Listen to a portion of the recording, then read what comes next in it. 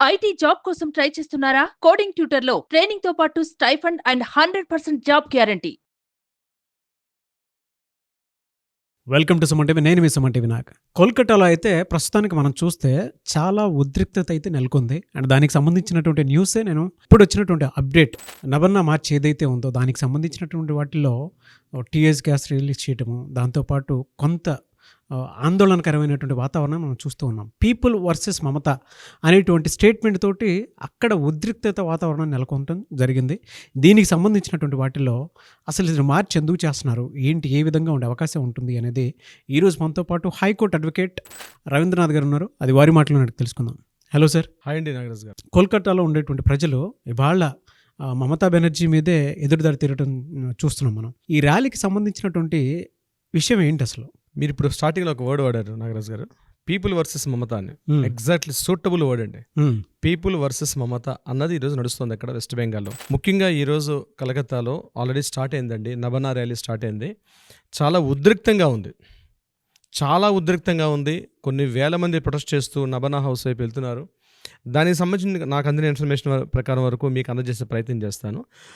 ముఖ్యంగా August 9th horror ఏదైతే incident ఉందో దాన్ని ఉద్దేశించే ఈ ర్యాలీ జరుగుతుంది. ఆ రోజు ఆగస్ట్ 9th ఏదైతే Kolkata murder case, rape and murder case junior doctor మీద అనుకున్నాం, దానికి సంబంధించినటువంటి ఇష్యూ మీద ఆ రాష్ట్ర వ్యాప్తంగా ఉన్నటువంటి కొన్ని వేల మంది డాక్టర్లు, హెల్త్ వర్కర్స్, అదేవిధంగా ఫార్మసిస్టులు, మెడికలిస్టులు, అంటే హెల్త్ సంబంధించిన మెడికల్ సంబంధించిన వాళ్ళందరూ కూడా కొన్ని వేల మంది గడచిన 16 రోజులుగా ప్రొటెస్ట్ చేస్తున్నారు. తొందరగా సత్వర న్యాయం రావాలి, సత్వరంగా దీని మీద దోషులకు శిక్షించాలంటే ప్రతిరోజు ఏదో ఒక న్యూస్ చెప్పుకుంటూ వాళ్ళు రోజుకి దీన్ని డ్రాగన్ చేస్తున్నారు, డిలే అవుతుంది.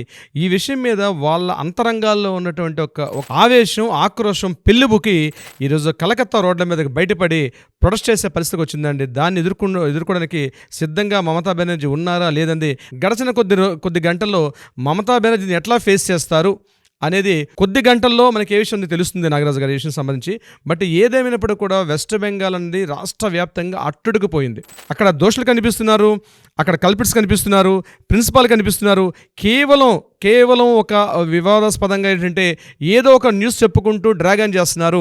మనుషులు ఏంటంటే, డెమోక్రట్లు ఏంటంటే ఇష్యూని మెల్లగా డైల్యూట్ చేసి వేరే వైపు మళ్లించే ప్రయత్నం చేస్తారు. ఇది చాలా కేసులో జరిగింది, ఇట్లాంటిది జరగకూడదు అనే ఉద్దేశంతో కలకత్తాలో ఉన్నటువంటి కొంతమంది group of students, especially students groups అండి, వెస్ట్ బెంగాల్లో ఉన్నటువంటి total health workers, doctors, medical సంబంధించిన వాళ్ళే కాకుండా అన్ని రకాల డిపార్ట్మెంట్లు, అన్ని రకాల స్టూడెంట్స్ కలిసి ఒక గ్రూప్ ఫామ్ చేశారు. దాన్ని పశ్చిమ బంగా ఛాత్ర సమాజ్ అనే ఒక పేరుతోటి రీసెంట్గా ఒక గ్రూప్ ఫామ్ అయింది, స్టూడెంట్స్ గ్రూప్, పశ్చిమ బంగా ఛాత్ర సమాజ్. ఓకే. ఈ గ్రూప్ వాళ్ళు ఏం చేశారంటే కలకత్తా నబన్నా హౌస్ అంటున్నారు. నబన్నా హౌస్ అంటే వెస్ట్ బెంగాల్ యొక్క సెక్రటేరియట్. అక్కడ మమతా బెనర్జీ యొక్క మెయిన్ క్యాంప్ ఆఫీస్ ఉంటుంది, సెక్రటేరియట్ ఉంటాయి, మంత్రివర్గం యొక్క ఆఫీసులు ఉంటాయి. టోటల్ ఇవన్నీ కూడా ఒకే ప్లేస్లో ఉంటాయి. అది హౌరా బ్రిడ్జికి పక్కనే ఉంటుందన్నమాట. టోటల్ గవర్నమెంట్ డిపార్ట్మెంట్స్ అన్నీ ఒకే చోటు ఉంటాయి. ఆ ఎంటైర్ బిల్డింగ్ని నబనా హౌస్ అని పిలుస్తారు. అందుకని ఈ పర్టికులర్ దీన్ని కూడా నబనా ర్యాలీ అని చెప్పడం కూడా జరిగింది. నబనా అన్నది ఏంటంటే మన ప్రాంతంలో ఒక సంక్రాంతి పండుగలాగా. వెస్ట్ బెంగాల్లో పవర్ఫుల్ ఫెస్టివల్ అండి నబనా ఫెస్టివల్ని ఎవ్రీ ఇయర్ చేస్తారు, ముఖ్యంగా జూలై టు అక్టోబర్లో. అంటే మనకి ఉదాహరణ ఇక్కడ బోనాలు అని జరిగేటట్టుగా, బోనాలు అనే వర్డ్ ఎలా ఉంటుందో సేమ్ వెస్ట్ బెంగాల్లో నబనా అనేది ఒక చాలా ట్రెడిషనల్, కొన్ని వేల సంవత్సరాల నుంచి కూడా నడుస్తున్నట్టు ఒక ట్రెడిషనల్ ఉత్సవం. ముఖ్యంగా అదంతా మనం ఇంకోసారి వీడియోలో మాట్లాడదాం. సో ఈ నబనా ర్యాలీ అనేది మన పశ్చిమ బంగా ఛాత్ర సమాజ్ ఈ అసోసియేషన్ మొత్తం ఫామ్ అయ్యి ముఖ్యంగా వాళ్ళ మెయిన్ డిమాండ్స్ 3 డిమాండ్స్ చేస్తున్నారు నాగరాజు గారు. ఆ మెయిన్ 3 డిమాండ్స్ అంటే, ఒకటి ఫస్ట్ వన్, ఎవరైతే అభయ కేసులనో ఆమెకి సత్వరంగా న్యాయం జరగాలి. This is the first one. ఆమెకు జరిగిన అన్యాయం ఎక్కడ జరగకూడదు, ఆమెకు సత్వరంగా న్యాయం జరగాలి. This is their first demand. Second one is ఎవరైతే కల్ప్రిట్ ఉన్నాడో కల్ప్రిట్కి ఇమ్మీడియట్గా శిక్షించాలి. డిలే జరుగుతుంది, ఇలా డిలే జరగడంలో చాలా సాక్ష్యాలన్నీ కూడా రూపుమాపే అవకాశం ఉంది, కాబట్టి ఇమ్మీడియట్గా కల్ప్రిట్కి శిక్షించాలి. This is their second demand. Third one is Mamata Banerjee రాజీనామా చేయాలి. Main demands 3 demands. Mamata Banerjee రాజీనామా చేయాలి. ఎందుకంటే ఈవిడ కూడా వైద్య ఆరోగ్య శాఖ మంత్రిగా ఉంది. ఆవిడ పవర్లో ఉంటే ఎంతటికైనా తెగిస్తుంది, అనేక సాక్ష్యాలను కూడా రూపమవుతుంది. ఎందుకంటే పవర్లో తీస్తేనే ఈ సాక్ష్యం బయటకు వస్తుంది. ఆవిడ పవర్లో ఉన్నంతకాలం టీంకి ఎటువంటి న్యాయం జరిగే అవకాశం లేదు, అలాగే కల్ప్రిట్కి శిక్షించే అవకాశం జరగదు. సుప్రీంకోర్టు హీరింగ్స్లో ఉన్నప్పటికీ కూడా ఒక డెమోక్రాటిక్ గవర్నమెంట్లో మనకి ప్రొటెక్ట్ చేసుకునే అధికారం ఉంది, నిరసన తెలిపే అధికారం ఉంది, ధర్నా చేసే హక్కు ఉంది, రాస్తారోకలు చేసే హక్కు ఉంది. కానీ శాంతియుతంగా ఒక ర్యాలీ తీసుకొని నిబనా హౌస్ వైపు ఎప్పుడైతే వీళ్ళు ప్రొటెస్ట్ చేస్తున్నారో పోలీసులు దీన్ని ముందుగానే గుర్తించి, అంటే వాళ్ళ మీద ఆల్రెడీ సుప్రీంకోర్టు ఆర్డర్స్ ఇచ్చినారనే విషయంలో వెస్ట్ బెంగాల్ జరిగే ఎటువంటి శాంతియుత నిరసనలకు కూడా ఆఘాతం కలిగించొద్దు అని క్లియర్గా సుప్రీంకోర్టు ఆర్డర్స్ ఉన్నప్పటికీ కూడా మమతా బెనర్జీ రాజీనామా చేయాలని ఒకే ఒక డిమాండ్తో వీళ్ళందరూ ఎప్పుడైతే ప్రొటెస్ట్ చేయడానికి నబనా హౌస్కి ఎప్పుడైతే వెళ్తున్నారో వీళ్ళ మీద ముందుగానే స్టేట్ పోలీస్ గవర్నమెంట్ తోటి సుమారుగా 4,500 మంది పోలీసులు, డ్రోన్ కెమెరాస్ సుమారుగా 200 పైబడి డ్రోన్ కెమెరాస్, వాళ్ళు ఎక్కడెక్కడ తిరుగుతున్నారు ఏం చేస్తున్నారని చెప్పి, అంటే పవర్ తన చేతిలో అధికారం ఉందని ఏకైక ఎలక్షన్ తోటి drone cameras, at the same time వాళ్ళ మీద టీయర్ గ్యాస్లు ప్రయోగించడం, వాటర్ కెనాన్స్ ప్రయోగించడం, లాఠీ చార్జ్ కూడా ఇప్పుడే జరిగింది. మనకు అందిన సంఘటన ఏంటంటే ఇప్పుడే వాళ్ళ మీద లాఠీ చార్జ్ కూడా జరిగింది. బహుశా సాయంత్రం కల్లా ఈ దాడుల యొక్క ప్రతీకారం దేనికి దారితీస్తుందని బహుశా మనం ఈవినింగ్ వరకు అప్డేట్ చేద్దాం నాగరాజ్ గారు. బట్ ఏదేమైనప్పటికీ కూడా మమతా బెనర్జీ తీసుకున్నటువంటి చర్యలు మాత్రం ఖచ్చితంగా ప్రజాస్వామ్య ప్రభుత్వానికి విరుద్ధంగా ఉన్నాయి. గవర్నర్ గారు మార్నింగే ఒక ప్రెస్ నోట్ రిలీజ్ చేశారు. ఎవరైతే వస్తున్నారో నిరసనకారులు ఎట్టి పరిస్థితులు ఆపొద్దు అని చెప్పి ఒక రిక్విజిషన్ లెటర్ కూడా ఇవ్వడం జరిగింది. స్టేట్ గవర్నమెంట్కి ఒక రిక్విజిషన్ లెటర్ పాస్ చేశారు.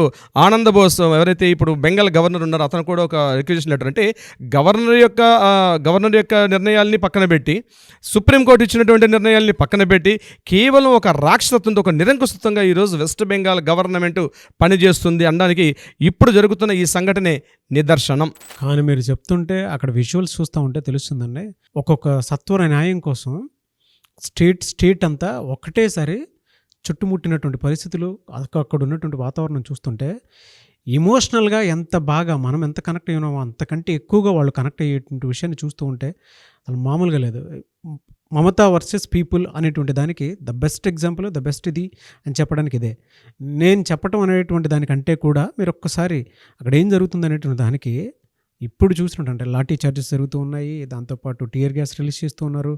People versus police and versus Mamata అన్న విధంగా ఉందన్నమాట.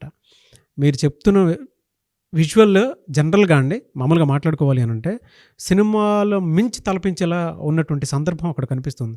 అంటే ఎంతమంది త్వరితగతిన జస్టిస్ కోరుకుంటున్నారో, ఎంతమంది ఎవరైతే కల్ప్రిట్ ఉన్నాడో వాడికి శిక్ష పడాలి అని కోరుకుంటున్నారని చెప్పడానికి ఇది మాత్రం దేశవ్యాప్తంగా పెద్ద ఉదాహరణ. ఇది అంటే మమతా బెనర్జీ ప్రభుత్వం ఈరోజు అష్టదిగ్బంధనం చేశారండి. చూడండి, పదవీ కాంక్ష మనుషుల్లో ఎంత ఉంటుందండి. బహుశా దీనికి మంచి నిదర్శనం ఉండదు. ఎందుకంటే ఈరోజు మార్నింగ్ మోడీ ఆఫీస్ నుంచి సెంట్రల్ గవర్నమెంట్ మోడీ ఆఫీస్ నుంచి కూడా వైద్య ఆరోగ్య శాఖ వాళ్ళు కూడా ఒక లెటర్ ఇచ్చారు. మమతా బెనర్జీ 4 days బ్యాక్ ఒక లెటర్ రాశారు. మాకు ఇక్కడ ఫాస్ట్ ట్రాక్ కోర్టులు కావాలి, ఏదో తెలియని ఒక ఇన్నోసెన్స్గా లెటర్ రాసింది. కానీ ఈరోజు వాళ్ళు కూడా బయట రిలీజ్ చేశారు. దానికి సంబంధించిన ఒక వీడియో చేద్దాం మనం. ఏం జరిగింది, మోడీ గవర్నమెంట్ నుంచి వచ్చే మోడీ సెంట్రల్ అంటే పిఎంఓ ఆఫీస్ నుంచి వచ్చేటువంటి లెటర్ కూడా మనకు రిలీజ్ అయింది. ఇప్పుడు ఆ లెటర్ కూడా మనం బయట పెడతాం మరొక వీడియోలో. అంటే ఈరోజు మార్నింగ్ పిఎం ఆఫీస్ నుంచి లెటర్ రావడం అంటే ఏంటి, fast track courts already 123 fast track courts already establish ఉన్నాయి, కానీ వాటిని మీరు ప్రాపర్గా వినియోగించుకోకపోవడం వల్లనే ఈ పరిస్థితి దాపురించని చెప్పి వాళ్ళు మొత్తం సెన్సెస్ మొత్తం రిపోర్ట్స్ అన్ని బయట పెట్టారు వాళ్ళు సెంట్రల్ గవర్నమెంట్. మమతా బెనర్జీ ఇటు ప్రభుత్వం నుంచి, ప్రజల నుంచి, తన మంత్రివర్గం నుంచి, తన రాజకీయ నాయకుల దగ్గర నుంచి ఎంటైర్ టోటల్ స్టేట్ మొత్తం కూడా ఆమె సింగిల్ చేసినప్పుడు కూడా ఈ క్షణం వరకు కూడా ఎప్పుడో మనం నెపోలియన్ బోనపార్టీ, ఒక స్టాలిన్, ఒక లెనిన్ మీద దాడులు చూసామండి మనం. అంతకు మించి ఒక నెపోలియన్ ఎలా చేశాడు, ఒక హిట్లర్ అనే వ్యక్తి 2వ ప్రపంచ యుద్ధ కాలంలో మొత్తం వ్యతిరేకమైనప్పుడు కూడా చివరి వరకు కూడా కొన్ని వేల మందిని చంపి కానీ తన ఆత్మహత్య చేసుకోలేకపోయాడు. బహుశా అలాంటి పరిస్థితి వల్ల ఈరోజు కలకత్తాలో జరగబోతుందా అని మనకు డౌట్ వస్తుంది. ఆవిడ చేసేటువంటి డిక్టేటర్షిప్పే పెద్ద తలకాయ నొప్పిగా మారిందని మనం అనుకోవచ్చు.